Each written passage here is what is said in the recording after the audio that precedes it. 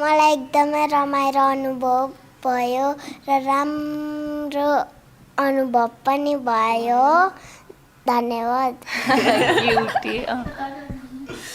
तपाईँलाई कस्तो लाग्यो मलाई पनि रमाइलो अनुभव भयो होइन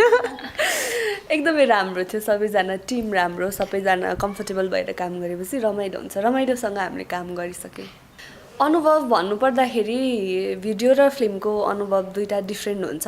यसको धेरै डिफ्रेन्ट थियो र धेरै खास पनि थियो किनकि पहिलो चलचित्र हो कस्तो होला के होला मैले बिगार्छु कि गर्न सक्दिनँ कि भन्ने डर पनि थियो अलिअलि मनमा तर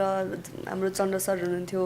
हाम्रो कुलदीप दाई हाम्रो गोविन्द सर सबैजनाले यति धेरै हेल्प गरेपछि कन्फिडेन्ट बढाइदिनु भयो अनि त्यसपछि काम राम्रो दिनदिनै राम्रो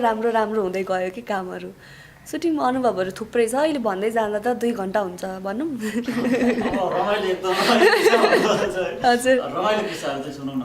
रमाइलो किस्सा तिमी सुनाउँछौ रमाइलो त मैले सामसँग गरेँ खेलेँ अनि फिल्ममा पनि राम्ररी गरेँ चन्द्रपन्थ सरले करण सरले सक्छ भन्ने भन्नुभयो